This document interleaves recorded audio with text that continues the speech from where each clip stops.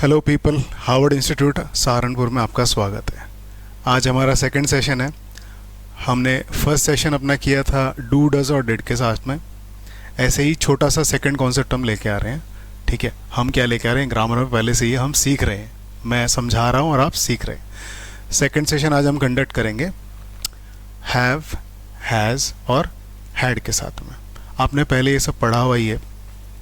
जिन्होंने अच्छे से पढ़ा हुआ है उनके लिए रिवीजन है। जिन्होंने बिल्कुल अच्छे से नहीं पढ़ा है, जिनकी पढ़ाई कहीं रह गई थी, इंग्लिश की छूट गई थी, उनके लिए कॉन्सेप्ट समझने लायक है।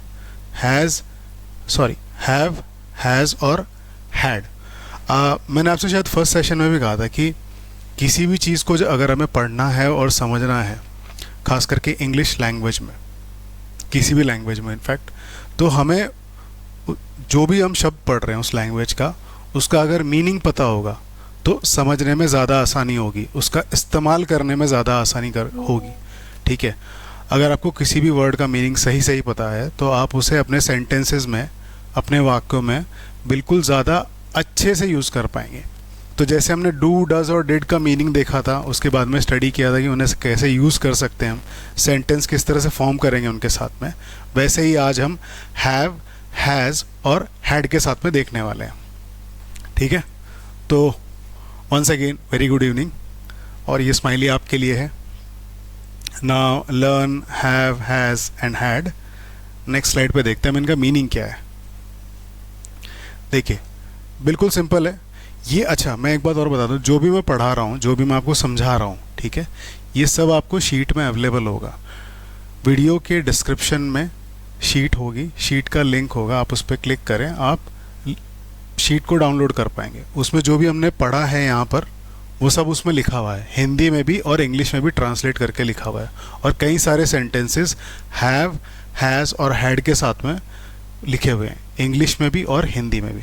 ठीक है, तो चलिए आइए देखते हैं मीनिंग ऑफ हैव। हैव का अगर आप मीनिंग देखें उठा के डिक्शनरी में, तो आपको देखने को मिलेगा to be in possession, own, hold और कंटेन समथिंग। ठीक है, सीधी भाषा में अगर हिंदी में कहें तो कोई भी चीज़ जब आपके पास होती है, होना, किसी भी चीज़ का होना, ठीक है, कोई चीज़ आपके अधिकार क्षेत्र में है, ठीक है, किसी चीज़ पे आपका कब्जा है या आपकी खुद की है जो आपके पोजेशन में है, ठीक है, आपकी खुद की है, आपके अधिकार क्षेत्र में, आपका खुद का है, तब उसे हैव के साथ हम प्रेजेंट करते हैं इंग्लिश में। हैव की ही नेक्स्ट फॉर्म है हैज़। हैज़ का भी मीनिंग यही होता है, ठीक है, to be in possession, own, hold और कंटेन समथिंग। हैड का भी मीनिंग सेम होता है। तो आप बोलेंगे कि अगर ये हैव भी सेम है, हैज़ भी सेम है, हैड भी सेम है, अगर मीनिंग सेम है तो इन्हें क्यों अलग अलग यूज़ करना, हैव ही काफ़ी क्यों नहीं है। ठीक है, आइए देखते हैं। ये तो हम सबको पता है कि 3 मेजर टेंसेस होती हैं, 3 टाइमलाइंस होती है। एक तो पास्ट टेंस, एक होता है प्रेजेंट टेंस, तीसरा होता है फ्यूचर टेंस। जो भी हम बोलते हैं या करते हैं वो इन तीनों टाइमलाइंस पर ही होता है। तो पास्ट में होता है, या तो प्रेजेंट में होता है, या तो फ्यूचर में होने वाला होता है। ठीक है, तो हर जगह आप हैव नहीं यूज़ कर सकते। मैंने याद है आपसे कहा था फर्स्ट सेशन में कि सब्जेक्ट्स अलग अलग होते हैं। वैसे सब्जेक्ट्स जैसे ही कौन, कि यानी जो किसी काम को कर रहा हो, तो कौन होते हैं काम करने वाले? मैं होता हूँ, आप होते हैं, हम सब होते हैं। ठीक है, वो हो सकता है, वे हो सकते हैं, या कोई ऑब्जेक्ट या मशीन हो सकती है। ठीक है, या फिर किसी का नाम ले सकते हैं हम।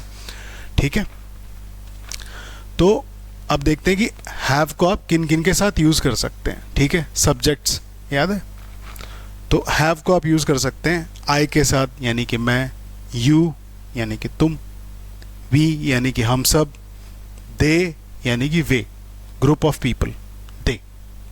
ठीक है, हैज़ जब भी ही आएगा, शी आएगा, इट आएगा, या फिर किसी का नाम आएगा। ठीक है, मैं दोबारा कर देता हूँ कि हो सकता है आपको लग रहा हो कि यार इतना सब क्या पढ़ रहे हैं हम। ठीक है, मुझे कैसे पता होगा कि हैज़ के साथ में आई का यूज़ नहीं करना है या हैज़ के साथ में यू का यूज़ नहीं करना है।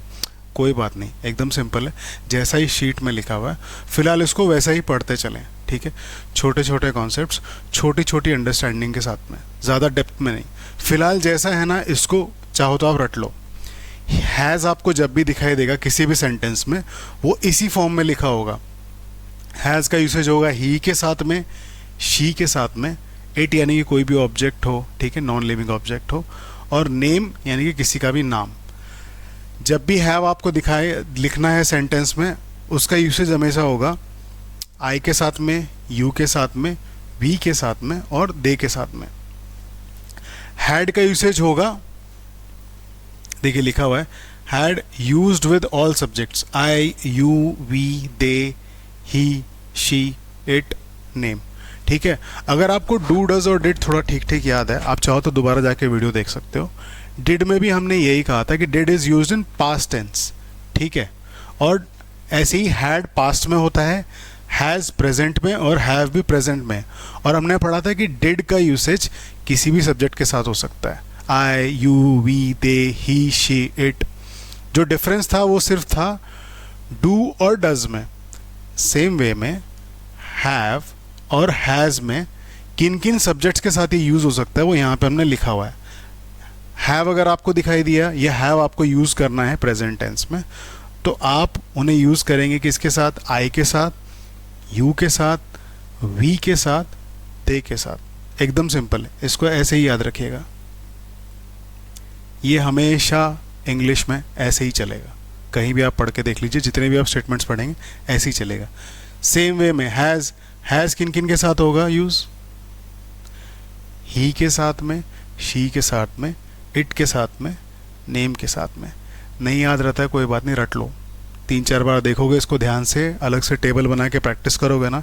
एक बात और ज़रूर याद रखना, जो भी कॉन्सेप्ट्स हम यहाँ पे पढ़ते हैं, ठीक है, कॉन्सेप्ट 15, 20, 25 मिनट में कवर हो जाता है।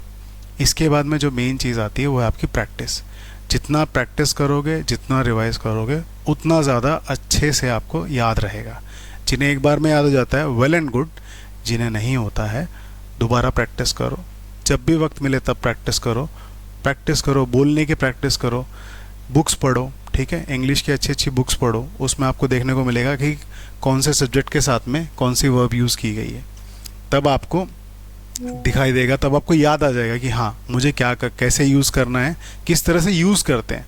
जितना आप पढ़ोगे, जितना प्रैक्टिस में लाओगे, बोल के और लिख के और पढ़ के, उतना ज़्यादा ईजी हो जाएगा इंग्लिश को सीखना और बोलना, उतनी आपकी लर्निंग फास्ट हो जाएगी, उतना ही आप जल्दी बोल पाएंगे। तो coming back to topic, has का यूसेज किन किन सब्जेक्ट के साथ में, ही, शी, इट और नेम। हैड का यूसेज सबके साथ में, I, you, we, they, he, she, it, name. चलिए आइए नेक्स्ट स्लाइड देखते हैं। जैसा मैंने बताया था कि डू, डज और डिड याद है ना, डू और डज को हम most of the times present tense में यूज़ करते हैं, डिड को पास्ट में। सेम होता है हैज़, हैव और हैड के साथ में। हैव और हैज़ जो है वो है प्रेजेंट टेंस में, अभी प्रेजेंट टेंस है, मैक्सिमम टाइम्स आपको प्रेजेंट टेंस में ही होगा यूज़ होते हुए दिखाई दे, ठीक है। हैड का यूसेज आपको पास्ट टेंस में देखने को मिलेगा और वहीं पे उसको यूज़ करते हैं। छोटा सा एग्जांपल देखते हैं। मेरे पास एक कार है, ठीक है, मैं इसे इंग्लिश में कहूँगा आई हैव अ कार। मेरे पास एक पेन है, आई हैव अ पेन। मेरे पास एक बुक है, आई हैव अ बुक। मेरे पास एक साइकिल है, आई हैव अ बाईसाइकिल, ठीक है। अब इसको हैव, हैज़ और हैड के साथ में देखते हैं। Let's say for example I have a car, मेरे पास एक कार है, तो मैंने यहाँ लिख दिया आई हैव अ कार। अब हैव अ कार को आप किन किन के साथ यूज़ कर पाओगे, देखो, I have a car, you have a car, we have a car, they have a car, ठीक है, ऐसे ही रहेगा। जब भी आपको have a car, have a pen, have a book या कुछ भी हैव जब आपको दिखाई देगा, I, you, we, they, full stop, इनके साथ ही यूज़ होगा। नेक्स्ट हैज़, ठीक है, मैंने इसको लिख दिया हैज़ अ कार, ठीक है। अब यूज़ किन किन के साथ होगा, देखिए, मुझे पता था इसलिए मैंने हैज़ अ कार हाफ लिखा है, मतलब इतना सही लिखा है, और उसमें शुरुआत में क्या यूज़ होगा वहाँ नीचे लिखा हुआ है, he, she, Aman. He has a car, she has a car, Aman has a car. याद है, ही, शी, इट और नेम के साथ यूज़ हो सकता है। तो he has a car, she has a car, Aman has a car, ठीक है। फिलहाल यहाँ पे इट का यूज़ नहीं कर पाएंगे because a car can not have a car, right. Car has a car, bicycle has a car, ऐसे नहीं। इसको हम आगे देखेंगे कि इट को कैसे यूज़ कर सकते हैं हैज़ के साथ में। फिलहाल आप, मैं और हम सब अगर इन्हीं सब्जेक्ट्स को हम कंसिडर करें तो he has a car, she has a car, Aman has a car, Raman has a car, Shyam has a car, Sita has a car, Geeta has a car, Afreen has a car, ठीक है। इस तरह से इसका यूज़ होगा। नाउ कमिंग टू हैड, अब मैंने लिख दिया हैड अ कार। याद है मैंने कहा था हैड का यूसेज हमेशा पास्ट टेंस में होगा, हो चुका है, मेरे पास कभी था। हैड इज कभी था, हैव इज है, हैज़ भी हैवी है, ठीक है, लेकिन वो ही, शी और इट और नेम के साथ यूज़ होती है, ठीक है। हैड का यूसेज होता है पास्ट टेंस के लिए और ये सारे सब्जेक्ट्स के साथ यूज़ होगा, I, you, we, they, it, name. तो इसका यूसेज देखते हैं। Had a car past tense, car कभी थी। I had a car, you had a car, तुम्हारे पास एक कार थी। वी हैड अ कार, हमारे पास एक कार थी। दे हैड अ कार, उनके पास एक कार थी। शी हैड अ कार, उसके पास एक कार थी। ही हैड अ कार, उसके पास एक कार थी। नेम ले लो, किसी का भी नेम ले लो। Ghanshyam had a car, Ghanshyam के पास एक कार थी। Baburao had a car, Baburao के पास एक कार थी। यहाँ पे भी पास्ट टेंस में आप इट का यूज़ कर सकते हैं, पर वो थोड़ा सा आगे जाके देखेंगे हम। फिलहाल के लिए आप इनको देख लीजिए। इट कभी भी inanimate object, sorry, non living things के लिए यूज़ होता है, ठीक है।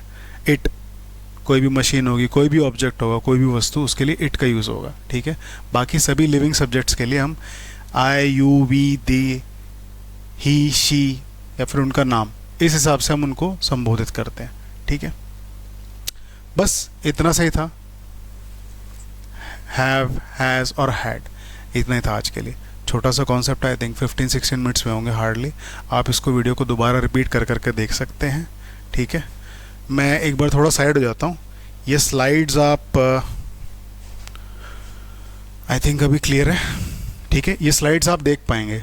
स्लाइड्स को, वीडियो को आप स्टॉप करके जूम करके देख सकते हैं, चाहे तो डाउनलोड कर सकते हैं, ठीक है। ये इसकी लास्ट स्लाइड है। ये meaning of have, has and had और किन किन सब्जेक्ट्स के साथ यूज़ करना है उसका मीनिंग भी लिखा हुआ है। और ये हमारी फर्स्ट स्लाइड थी, learn, have, has and had, ठीक है। जो भी हमने सीखा है, ठीक है, हैव, हैज़ और हैड, इनके साथ में सेंटेंसेस कैसे बनाने हैं, इनका एक्सप्लेनेशन और जो भी हमने अभी वीडियो में कहा है, इसका पूरा जो ट्रांसक्रिप्ट है या फिर ऐसा कह लो ये पूरा एक्सप्लेनेशन, ये पूरा सेशन है, उस शीट में लिखा हुआ है। मैं वो शीट अपलोड कर दूंगा, डिस्क्रिप्शन बॉक्स में आपको मिल जाएगी, वहाँ से जाके आप डाउनलोड कीजिए, आराम से फुर्सत से बैठ के पढ़िए। और अगर आपको कोई भी क्वेश्चन है इस कॉन्सेप्ट को लेके, आप कमेंट बॉक्स में पोस्ट कर सकते हैं, हम पूरी कोशिश करेंगे जवाब देने की। Thank you so much, have a good day.